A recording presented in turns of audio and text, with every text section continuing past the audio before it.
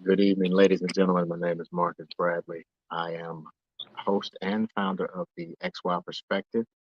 Joining me tonight are my distinguished gentlemen of the panel, Tony Simmons and Marcus Massey.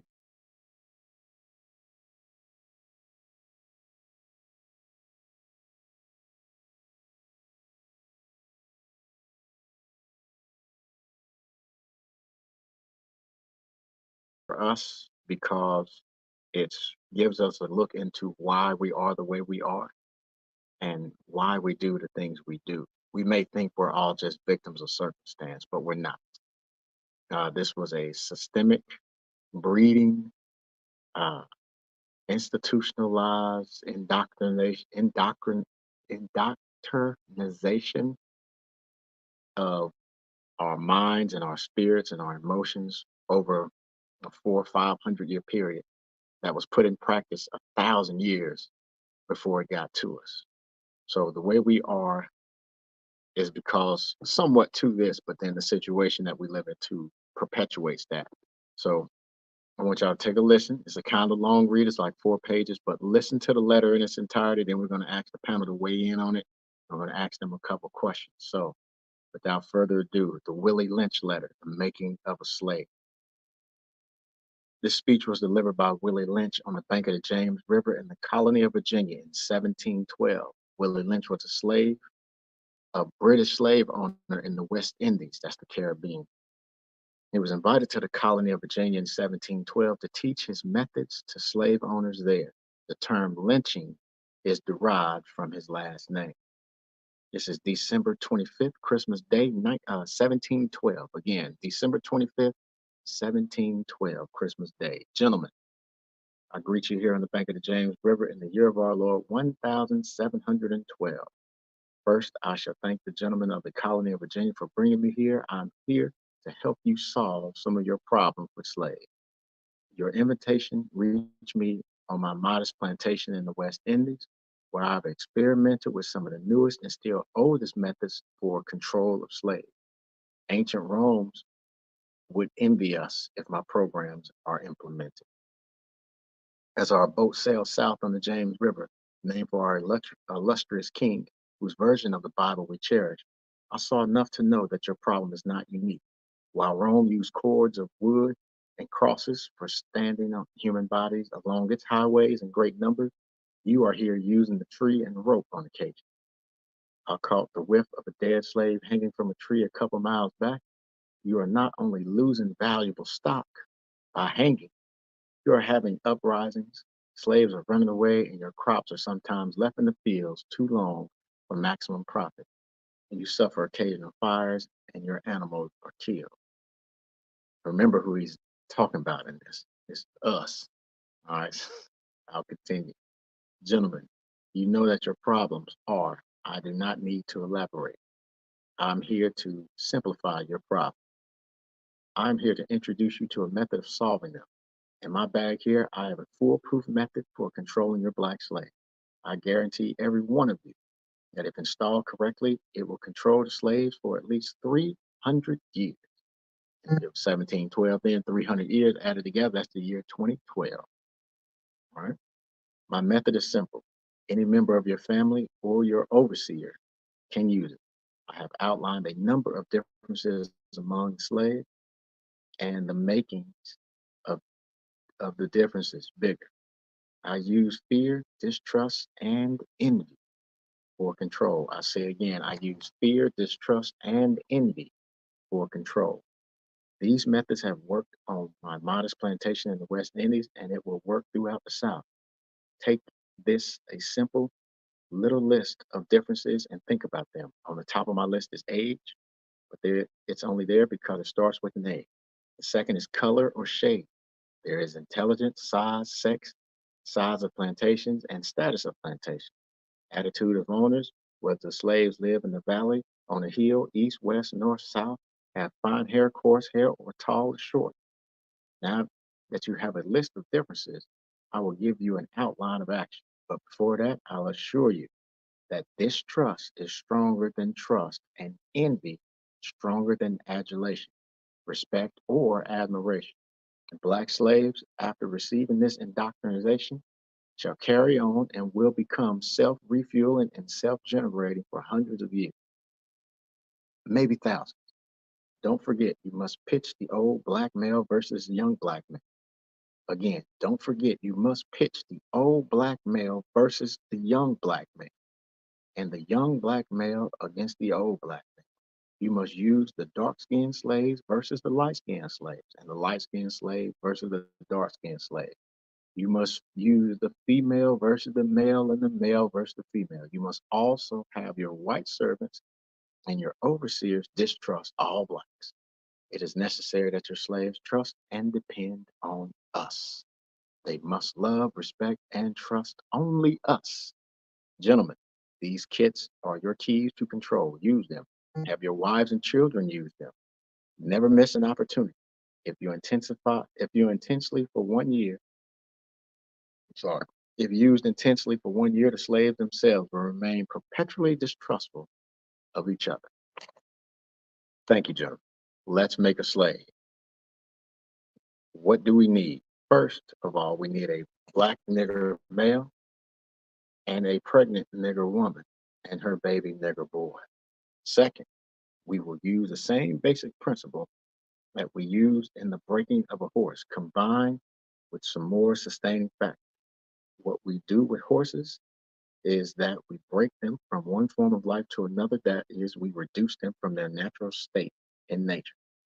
Whereas nature provides them the capacity to take care of their offspring, we break that natural string of independence from them and thereby create a dependency status so that we may be able to get that from them useful protection for our business and pleasure. Cardinal principles for making a Negro. For fear that our future generations may not understand the principle of breaking the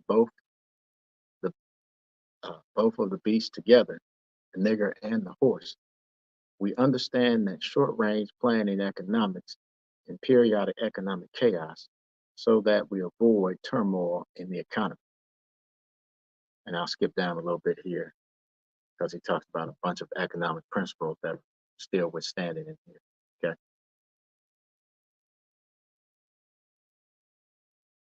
According, both a wild horse and a wild or nature nigger is dangerous, even if captured, for they will have the tendency to seek their customary freedom, and in doing so may kill you in your sleep. You cannot rest. They will sleep while you awake and are awake while you sleep. They are dangerous near the family house, and it requires too much labor to watch them away from the house. Above all, you cannot get them to work in this natural state. Hence, both the horse and the nigger must be broken. That is, breaking them from one form of mental life to another. Keep the body, take the mind. In other words, break the will to resist. Now the breaking process is the same for both the horse and the nigger, only slightly varying in degree. But as we said before, there's an art in long-range economic planning. You must keep your eyes and thoughts on the female and the offspring of the horse and the nigger. A brief discourse of offspring development will shed light on the key to sound economic principles. Pay little attention to the generation of original breaking, but concentrate on future generations. Therefore, if you break the female mother, she will break the future offspring in its early years of development, and when the offspring is old enough to work, she will deliver it to you. Kind of sounds like the school to prison pipeline, right? But we'll get to that. For example, take the case of the wild stud horse, a female horse, and an already infant horse, and compare the breaking process with two captured nigger males in the natural state, a pregnant nigger woman with her offspring. Take the stud horse, break him for limited containment. Completely break the female horse until she becomes very gentle, whereas you or anybody can ride her in her comfort. Breed the mare and stud until you have the desired offspring. Then you can turn the stud to freedom until you need him again. Train the female horse whereby she will eat out of your hand, and she will in turn train the infant horse to eat out of your hand also. When it comes to breaking the uncivilized nigger, use the same process. but vary the degree and step up the pressure so as to complete reversal of the mind.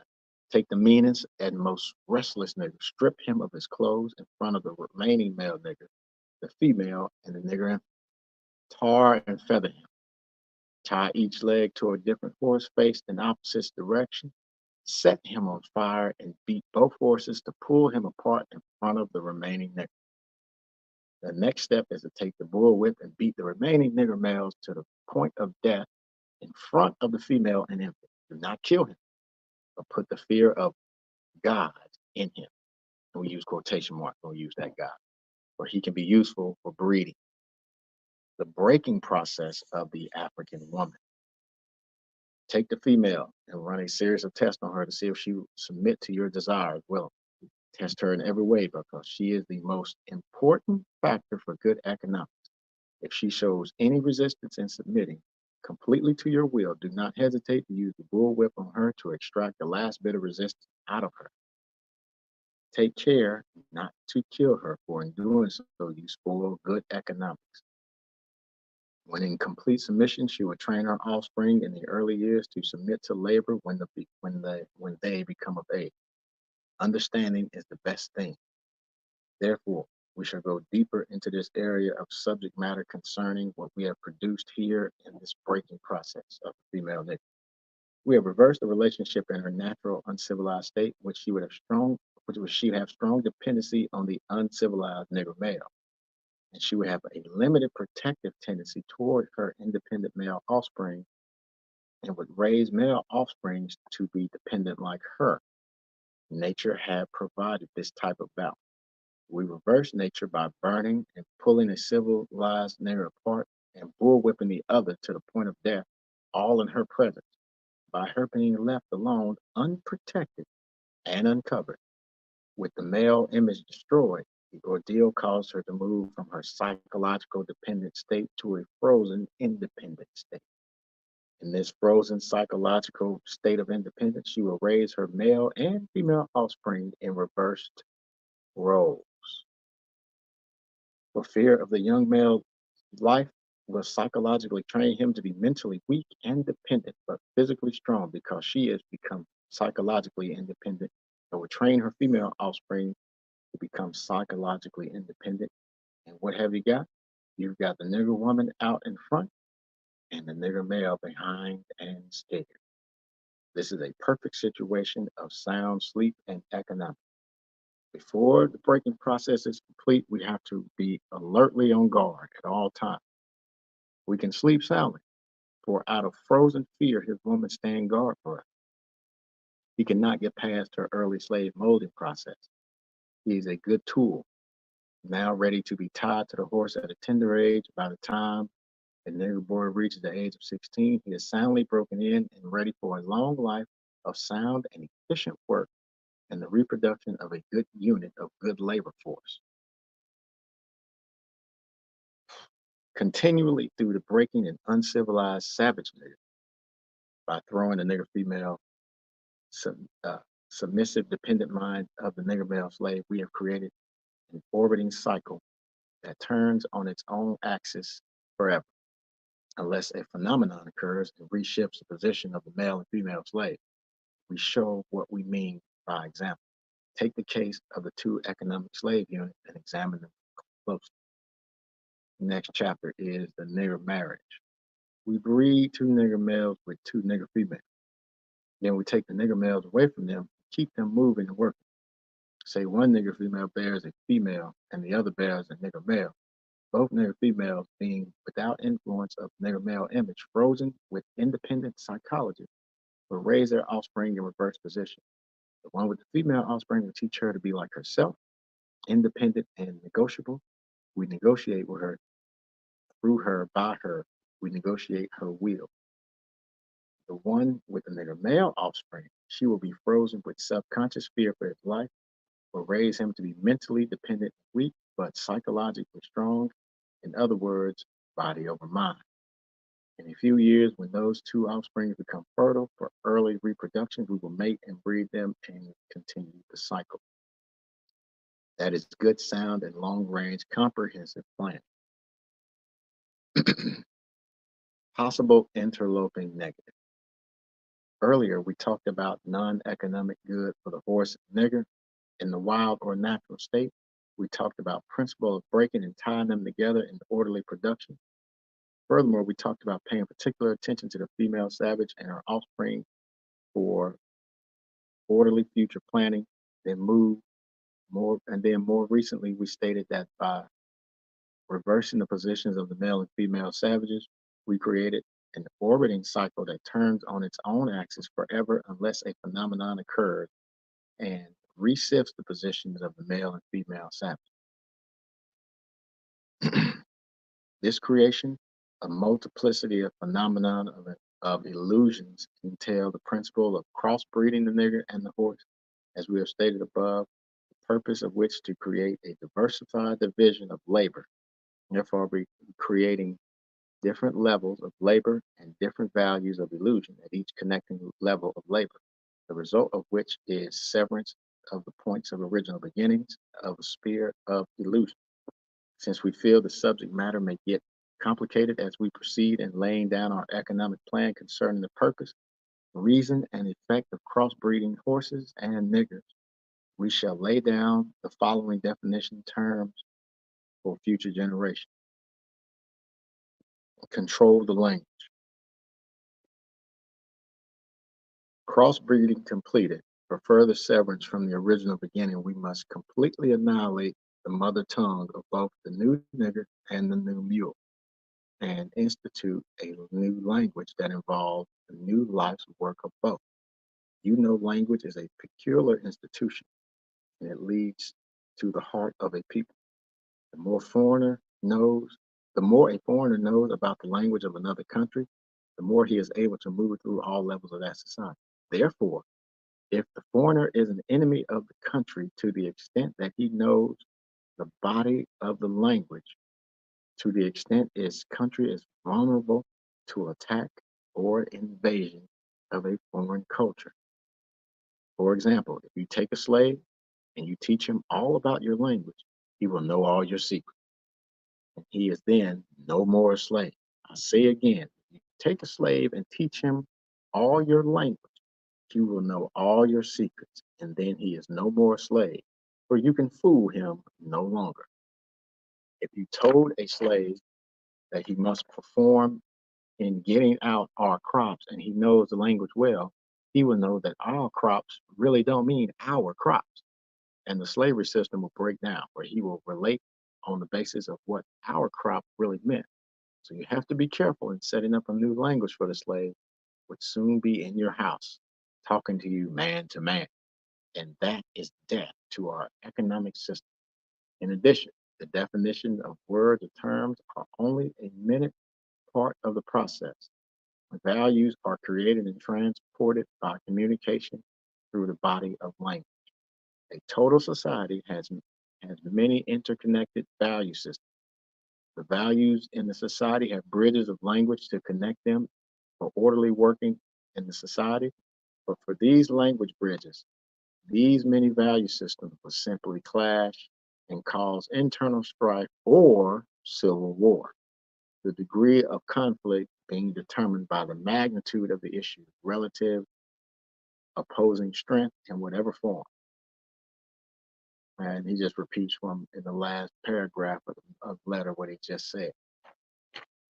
That was, in most of its entirety, the Willie Lynch letter, The Making of a Slave. Gentlemen, if you want to unmute yourself, I'll each give you 2 minutes to give me your thoughts on what you thought about the Willie Lynch letter. Either one can go first. Mind control at its best, to the point to where we still use those terms, institutionalized, where the mind tells you what to do because you have been instructed that this is what you must do because I say so. Not because you have a mind to think for yourself.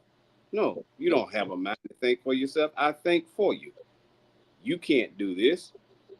You are not in control. Who do you think you are? This was the whole purpose of what this young man was trying to say here in the United States to the slave owners, that there is a system. Oh, he didn't use the word system, did he? Aren't we still talking about the system now and how it treats? So do not think for 1 minute that this has not been understood and implemented on every aspect of life as we know it. He put a system into place and laid it out. And you must understand how long it must have taken him to work out these ways of doing what he instructed. The Willie Lynch letter. Some people call it a hoax. Yeah, okay, right. When you have to live through it and it has been passed on to you, when you look back on it, you understand completely how mom, grandmom, granddad, and those before them, how they got into the state of mind they were. I don't want to get long winded in my 2 minutes, but that's in summation as to what that letter on just a few of the topics that was brought out, what it did, and where we are now with it. Mr. Mass. Yeah, definitely a psyops, but I think this is more or less a foolproof blueprint in order to conquer and divide, manipulation, psychologically, long-term control, but the aim is to motivate keeping the economic system going where they stay financially stable. Right. Right. This is a blueprint. Right.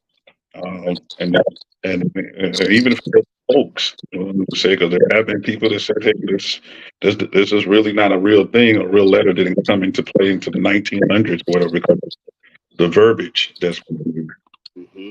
is still used, that is still, as you say, we're still talking about the same subject, right? Yeah. We're very much divided. And you can go back to your school days and think about light skin versus dark skin, nappy hair versus good hair. You know, like we see it every day and we perpetuate it in some ways. Because if you go look at that test they do every year with elementary kids, and they'll say, "Hey, tell me what colors are beautiful. Tell me what people that look intelligent that are ugly." And when you see a dark skinned kid point to a dark skinned picture and says that picture is stupid, it is ugly, that person is dangerous. Mm-hmm. Where did they get that reflection? That So, and you touched on a very important thing, that even though the verbiage may be more modernized than what I'm sure he said back in the 1700s, we can only equate that to the same thing that they use in the Bible, all the new versions that keep coming out of the Bible, all the new interpretations. So it's the same letter, but I think it's the verbs that change with the time. But what they're saying is essentially everything that we're seeing in our society today. And the reversal of role, the woman out front with the man in the back scared, and the kids being raised in reverse roles, it's all being played out in this picture perfect system, like Dad said, was implemented, and and it took what 400 years to get it perfectly in place, perfectly in place, to which there now is no escape from this so-called system or this matrix or whatever they want to call it. There's no way out. A lot of people feel there's no way out, which don't leave them any hope. As black men, our task is to cause that shakeup he mentioned in the letter. There's some kind of phenomenon that happens that reshifts the system and reshifts the places that the people are in. We are that shakeup. We are the shakeup. But we're not going up against just the system. We're going up against almost, like I said, like 1,000 years of development here. This has been bred into black people. This isn't something that was, you learn because they didn't teach history in school. No, they bred and crossbred and crossbred and whittled down the psyche and the emotion and the mentality and the mindset until they got perfect workers who couldn't read, who couldn't write, and weren't allowed to. So now here we are, 400 years later, going up against that. And all we have to stand on is an old blueprint of how we got here. And now we have to build like this Taj Mahal-esque institution to break us out. That's just a small task we got in front of us. Gentlemen, any other thoughts before I ask you a couple questions? No, You good? Let's get at it. let's get Okay, I got you. Now I only got time for 2 questions. All right, so they're gonna be doozy. No softballs this time. This coming straight fastball heat down the middle. Don't swing and miss. All right, y'all ready? ready. This first question is on integration. All right. So I want you to either agree or disagree that integration, aside from Jim Crow, segregation, and the KKK and all those other things, integration is the biggest defeater of black progress in America. And I'll give you an example. We had 2 Negro baseball leagues, correct? If y'all remember, we had 2 Negro leagues. And while we were segregated, the Negroes could only play in the Negro League. But there were like 600 players in those leagues. We gave up both of those leagues. So one, Jackie Robinson can integrate and play in the major league. 600 players, 2 different leagues. We gave it all up. So one can integrate. All right. So the question is, agree or disagree? Integration has been the biggest defeater of black progress in America. Yes, sir. Yes on my part. Yes. Yes. I say yes and no. Yes and no. Because again, we if we choose to do something, why do we choose it? For what reason and for what purpose? Now, there's going to be collateral damage either way if you don't accept it and if you do accept it. But again, the choices that are being made, we are not making them for us. These choices are being made for us, which is still a part of the system. Why do we choose to go along with it? Now, if we do go along with it, then there's going to be some fallout from that. If we do not go along with it, how much more are we going to have to do to get anything done? Are we going to be able to go back to the 1900s and get a place to where we can grow on our own or without interference? We had a Wall Street. Mm-hmm. But what happened? When they see you start to make progress, here they come. They always have what we call the law on their side. And it doesn't matter how much of it we do. How many times have we heard it? Man, to be black, you got to be twice as good, twice as whatever. But I know for a fact that if we do not have liberties and freedoms to do and to make choices, we're not going to ever know how far we can go. We have seen it, but we also learn that because we have seen it and seen it successful in our race, what we're up against with this system that is in place.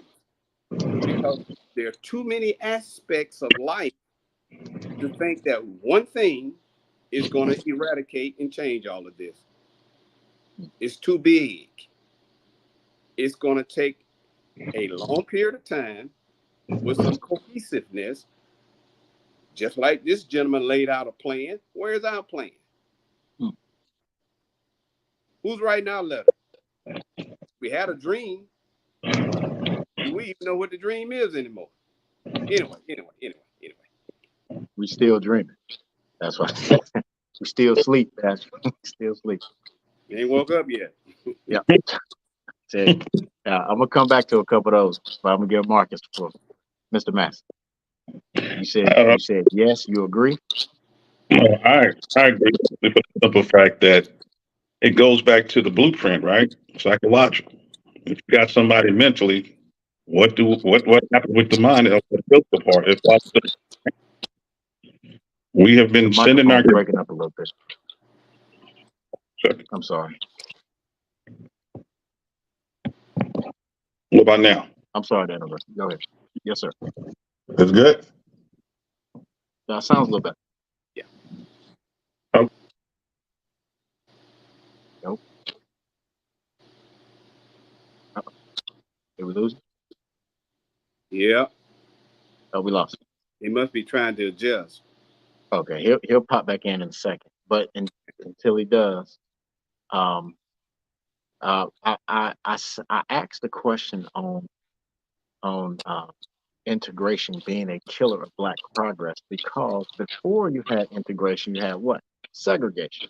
Right. Segregation forced you to have your own. It forced you to have all your own everything. And we were successful with having our own everything. But as you stated, once they saw us making a little progress, they burned everything to the ground. Right. But that still didn't stop us from progressing because Black Wall Street was insured. All those buildings were rebuilt. They were all insured. They were smart businessmen. They got burned to the ground, but they rebuilt. What killed Black Wall Street was when we stopped going to our own and went to the Wall Street in New York. Mm-hmm. So we would have kept our own and continued to be on our own and been successful. No matter how many hurdles we had to get over, we still would have had our own. What killed our most progress was integrating into a system that nobody had read the blueprint to. And we fought hard to eat at the same lunch table. We fought hard to drink out the same water fountain. We fought hard to go to the same movie theater, only to give up all our own so we can go to theirs. And that beat us back economically, mentally, socially. We had to send our kids to these unintegrated schools that white kids was terrorizing. You can't learn in an environment like that. But when it was separate but equal, we could teach what we wanted to teach in our own schools. We could show the kids what we wanted to show as far as history. We had our own. But integration stopped all that. Now we fall under the laws of an ever-changing, ever-flowing finish line system that we'll never get to win. I don't think. Massey, welcome back. sorry about I saw you that. jumped out there. But do go ahead with your answer, sir. You said Oh you yeah, agree. I mean, just agree right along the same line. If you catch somebody young, mindset young, right? They will follow, right? And the blueprint message has always been long term control, right? And Right. we have continued to send our kids into the school of obedience, right? We go in and you go through the cycle that, hey, I'm teaching your kids about roots. Well, what does roots show your kids? And what does roots show other kids that don't look like them? They're learning how to treat your kid as such, right? Right. Mm-hmm. When we talk about these things about great people that have done things in this world, we're not putting Black people out there that have done many different things, like created the internet, made all these different things that we use today, and made this world a lot more successful and made a lot more people richer that don't look like us. What are kids learning about themselves in school? Who are they learning about that's supposed to egg them on, that they're supposed to strive to be like that, look like them?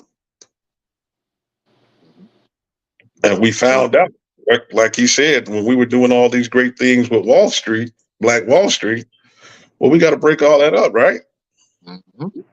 And I'm going to do that by integration because now I can keep a thumb on your mindset. I got your young, all right? I'm telling them what they're worth and what they're not. And I'm keeping you busy as a parent because in order for you to take care of that child, that's what you got to go do. You got to go work, right? You got. So, what time does a parent have to put anything into their kids?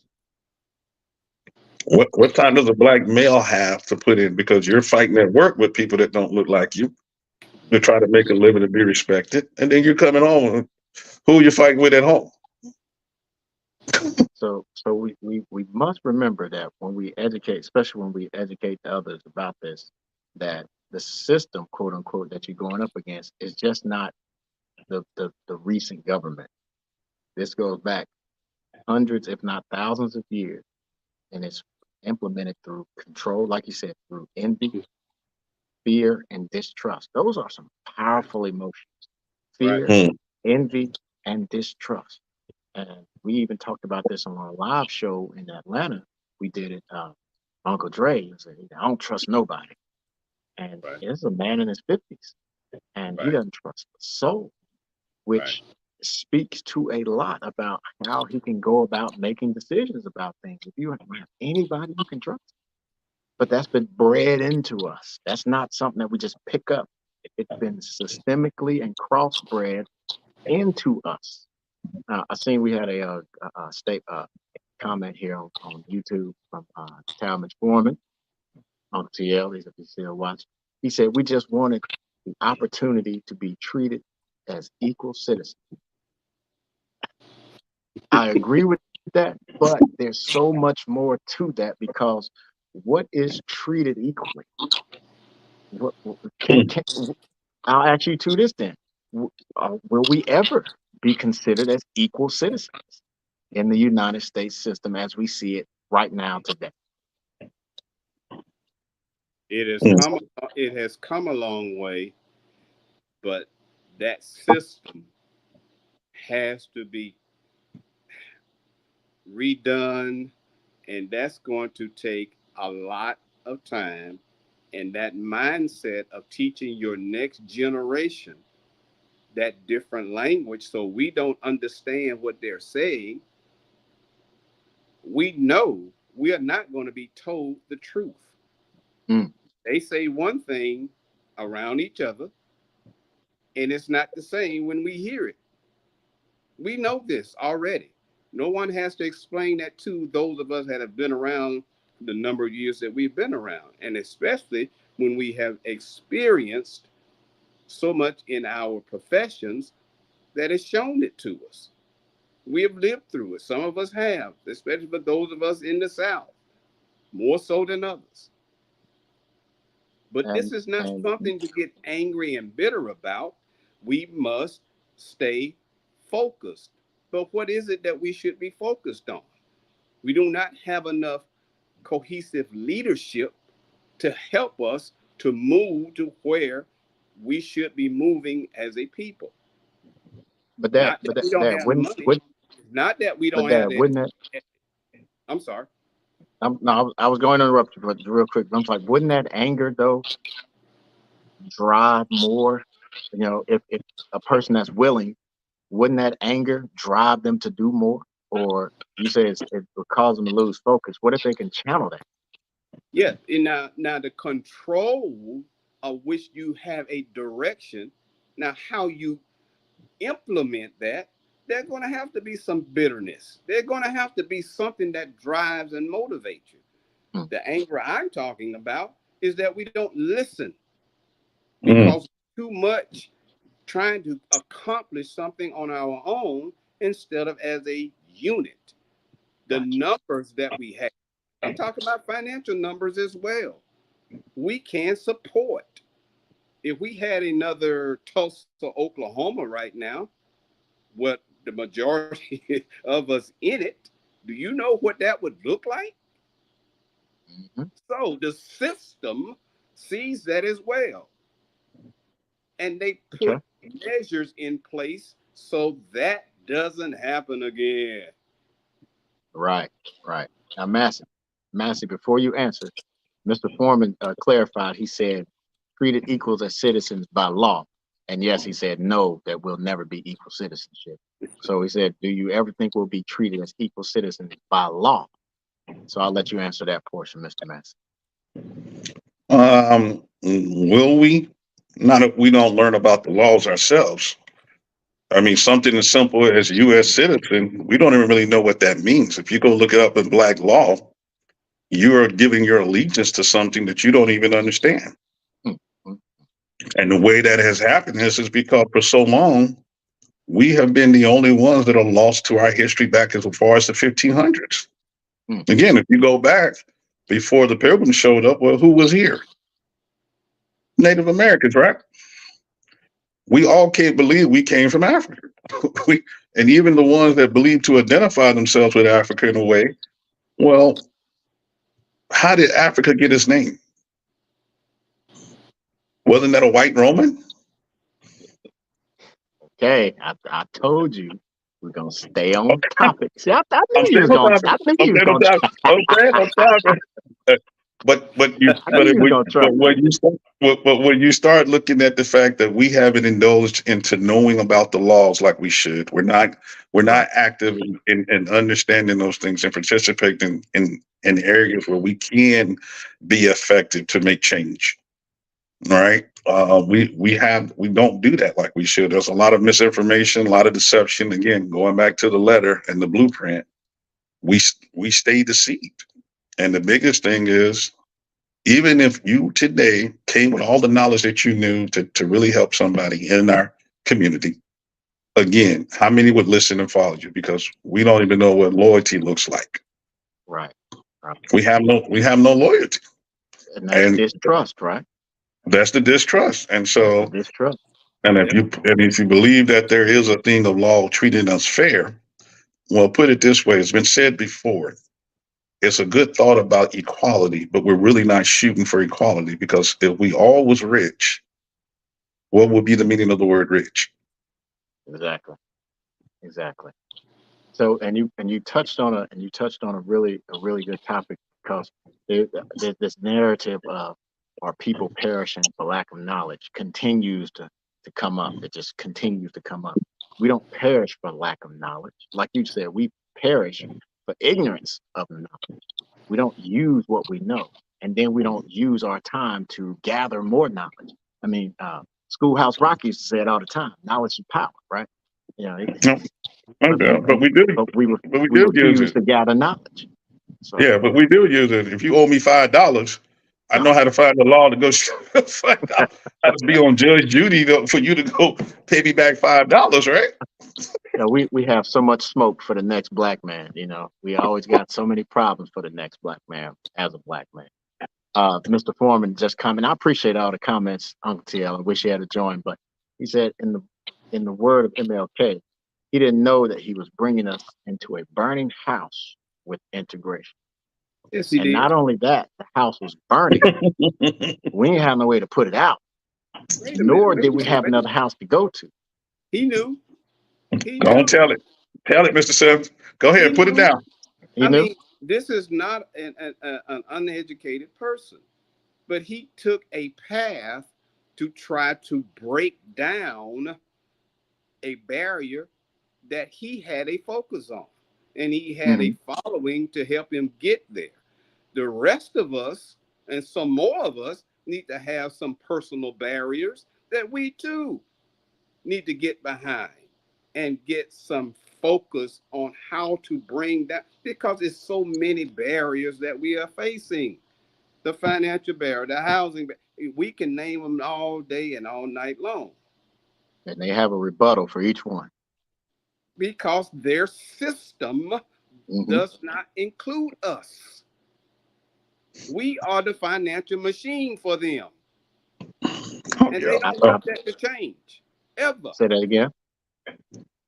Oh yeah. But we definitely got a financial system, but it goes back again to law. No, There's a lot of things out there that lets you know that we're not the debtors. We really are the creditors, and it goes all back to your birth certificate in some ways. But again, We have not taken the time to learn the laws. There did used to be a time that we were very in tune with the laws. When we heard certain things, we knew how to go and march and do certain things. We've lost that and been dummied down by the school systems to not be as so passionate about those things or understand and comprehend what a lot of these bills and laws that are coming down every weekend or during the Christmas holidays. We are not in tune. Okay. And we're all speaking on really good things. And I want to get to the last question I got for you guys. But we have to understand or remember that the people that's going to hear this are going to have 1,000 questions. And if we don't have 1,000 answers, we won't be able to help. So it's imperative that we get a good understanding. And Mr. Master Keith, we got to understand just the basic laws. And that as a law enforcement officer, all those years spent on the force serving the people, those laws came into effect over and over and over and were bent, Mm. sometimes even broken when needed. And I'm pretty sure you had many instances where you saw that firsthand, to you especially. Yes, So, yes. Because again, on the front line, when you are an enforcer of the law, you still have to remember there's a system behind that. Once it goes beyond you, that's where a lot of the so-called system mindset is implemented.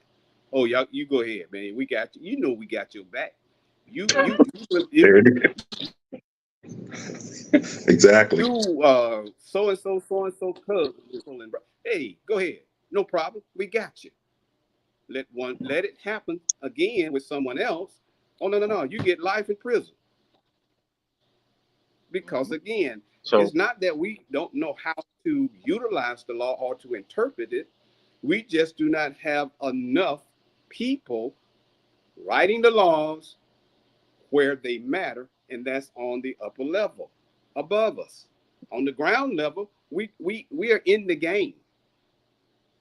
We, but the decision making and the process above that as to who does the time. And remember now, that's a money maker as well. I call the Department of Correction the biggest pimp in every state.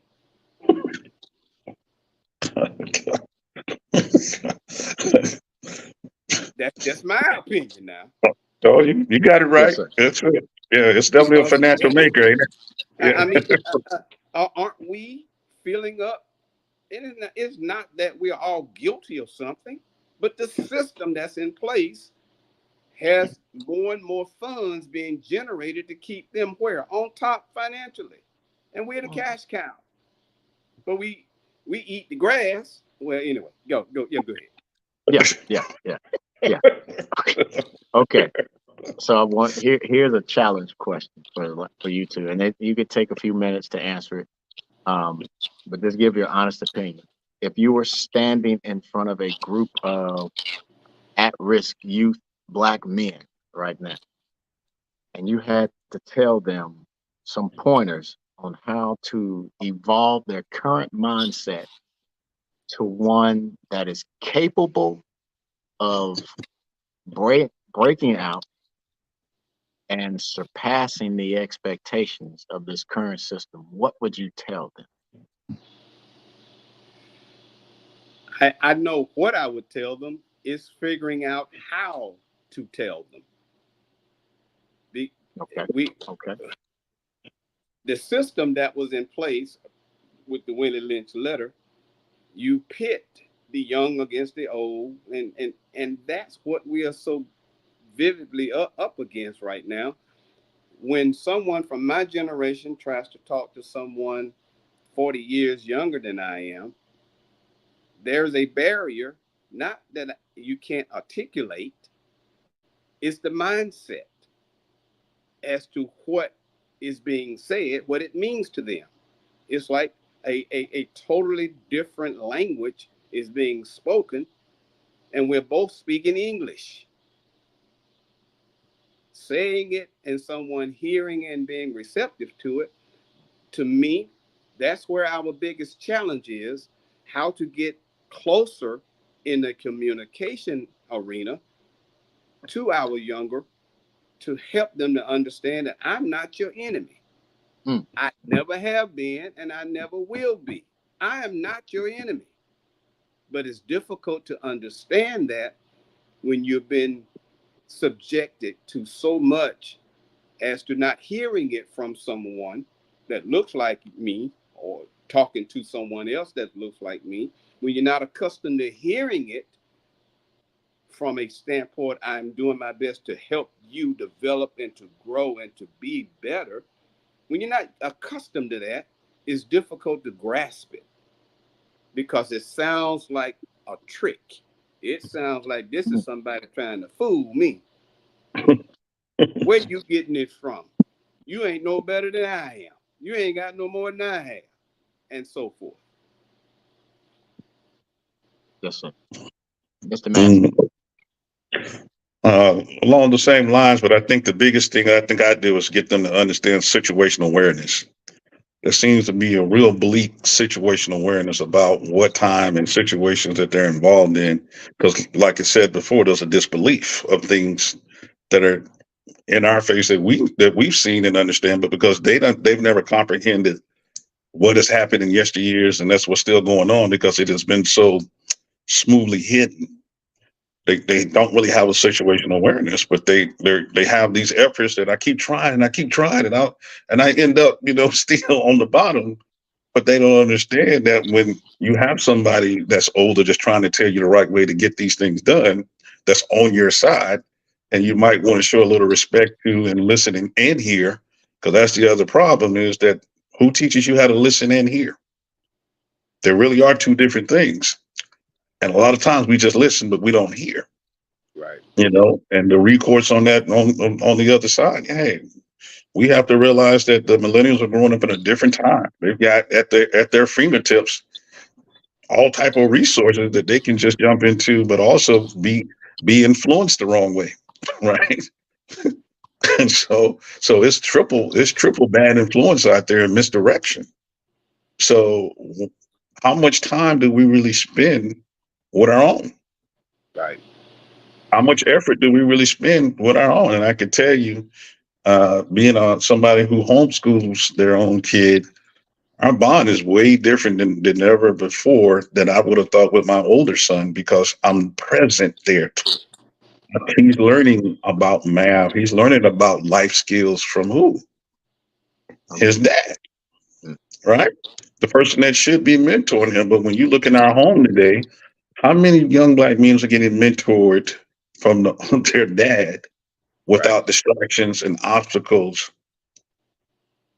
or sabotage and undercutting? Mhm. Mm. Mhm. And with no limits to education either. Right. You can teach whatever you want, however you want. Right. Exactly, exactly. Because like I said, you can ask some people. Some people can ask their kids to clean their room up. It's World War III, Right. but the coach tell them to go run laps. Yes There you sir, go. no sir. Right? Right. So, How was that and possible? we, and that starts with us being in the home too, more prevalent in the home. Mm. And and I know They that's a had a. whole Well, yeah. Oh, okay. I'm gonna lay off on that one. But they showed a video okay, okay. that that, Thank you. that Thank you, yeah sir. they I, showed a they showed a I, video, and this was a black woman talking, where she said, "How is it us black women can listen to the trash man that says get your trash out here on this day, and we do it? How is it that we can listen to a man at work and it says be here on this time, smile this way, wear these clothes, do that, and we do it? But your man asks you for a ham sandwich at 2 in the morning. We talking about you got hands. Do it yourself, right? Yep. we gonna get to we'll get to that on the Okay, next one okay. I'm because just, I'm that's a just, whole yeah. I'm just tapping into this part of it. Okay, that's that's all. not I'm just tapping into this part of it. yeah, that's not a can of worms, that's a case. Okay, got It's a case. But we have to remember, and we're gonna wrap it up here. We're gonna wrap it up. But we have to remember that this Willie Lynch letter, he spoke in the very beginning of it as I use fear, distrust, and Mm, envy for control. So we have bred into us for hundreds of generations fear, distrust, and envy. And the system that's in place uses that for control. So, in order to know what you're running up against, you need to look back and figure out how we got here, why we got here, and what still is used for control, which is fear, distrust, and envy. And the way we can defeat some of those is to you. Oh, I think we lost that. The way we use fear, I mean, we overcome fear is spiritually. The way we can overcome distrust is spiritually. And the way we can get over being envious of one another is to just love each other. And if we love amen. one another like we're supposed to, we have nothing to be afraid of, and we wouldn't have nothing to envy the other one for. So, as men, we have to get spiritually connected to the Creator, to God, and use that and watch Him change your life so that fear goes away, envy goes away, and distrust goes away spiritually. So, I'll just let you two give me one more minute each on overcoming fear, distrust, and envy. Give me a minute each, and then we'll wrap it up.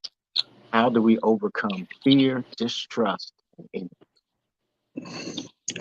Well, I think you ever heard of get your get right right? One of Yes, the sir. things you got to, yeah, one of the things you got to do is get your get right right, and that is, where are you at spiritually? Where are you at with your understanding, with your purpose on this earth? Do you know your value before you start moving into other things? Because if you don't love yourself, you don't know who you really are and confident about who you are, how are you going to do that for anybody else? And I think that's like that psyops from the Willie Lynch is a lot of us don't really love ourselves. We really are not into ourselves and understand that it's okay to be the way that we are and strive for better. But we really aren't happy with ourselves, and you can tell with people because they're willing to be disrespectful, so disrespectful to their own on a quickness. Yes, sir. Yes, Yeah, sir. Mr. Sim. I agree along those same lines. It's just so big of a challenge to be able to have a focus and a direction. Again, we can articulate very well, we can relate very well, but again, our direction as to where and to how we can help each other and to make better for each other. One of the things I do know, we can't give up and we can't give in. It just needs to be more of us willing to work with a focus and a direction to show that we understand and we know a little bit more as we have been here a little longer to know some of the challenges that we face. We've come through quite a few of them, and we still have that many more to go. But we struggle with just being able to talk to one another realistically with an understanding to know that this is not it's a it's a huge mountain to climb, but let's do it. Let's get on board. Let's make sure that our younger ones see some of the positive traction that can be made and that can be done and build on that. This system didn't grow and happen overnight, and trust me, it's going to take just as long to bring to a head this beast that has been standing on us for so long. It can be done. We just need to have a direction and a focus to do it and a platform to get it out there. Yes, sir. Now Yes, sir. we've been playing the dozen with each other for so long and for so many years. It's laughable, and we laugh at it. Talking about I everybody from your mama to your cousin, Mm-hmm. and we do not have that trust yet to be able to overcome some of the challenges that we're facing.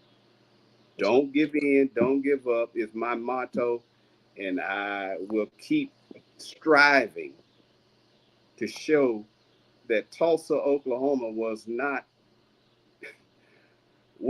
just something that happened. There was a focus and a drive to do it. We don't have to be Tulsa, Oklahoma again. We just need to be able to have that drive and that focus to be better. and what I want to leave the audience with as well is I read the letter to give out the mindset of the slave owner. This is what they developed for you to have you right where you are right now. So if you look at yourself in the mirror, you say, well, I can't do this alone. You're not going to be able to do it alone. That's what family was for. That's what communities were for. That's what friendships were for. That's what platforms like this is for. You must reach out to your neighbor, to your fellow man, and reach out in kindness too. And Yeah. come up with ideas, brainstorm, talk to one another. But most of all, I said it before, you just got to love each other. And Yeah. it's not some touchy feeling, all this. Just have enough respect, kindness, courage, or love for one another. You care about their life. You care if they will live or die. You care if they eat or starve. You care about your neighbor as you would yourself. And then once men come together, we can do that for each other. Then we'll start to understand that together we are stronger. This was a symbol of power for a long time. And now we scared to throw it up. Every black man I see, I walk past, I give him, hey, what's happening? I give him a bit. I don't even shake hands with them. I give them, hey, what's happening? You know, I don't know if they even know what it means, but I do it. I do it anyway. And I speak to every black woman. I try to speak to every black woman I walk past, but sometimes they be staring off into space like I'm trying to get her. I'm like, no, ma'am, I just want to say hi Right. because that's how it is in the communities I came from. I grew up, everybody said hey to somebody. You better not walk past nobody's porch and not say nothing. You'll be in trouble before you get home. Right. And this is just part of building communities that we've lost. So, as Dad stated, it's a huge mountain to climb, but I don't want to look at the size of the problem. I just want to look at the size of our God that's leading us down the road. And spiritually is the last key. Well, that's the most important key, but we skip over it a lot because religion. That's gonna be another call, Mr. Massey. I promise you, we're gonna get on religion. We're gonna get on it. We're gonna get on it. But religion has us so mixed up. We don't know which way is up. So that's a whole different beast that we got to deal with. So with that, we're gonna let it come to an end. This one before we start getting too deep because it's only deeper from here. But I encourage you to all just try to talk to one another, keep each other informed, and look out for each other. If you see somebody down, give them a hand. Just pick somebody once a week and help them out. Just even if you just give them a Bible verse, just shake their hand and give them anything positive to see black men interacting with each other. And I'd like to thank you both for joining the XY Perspective.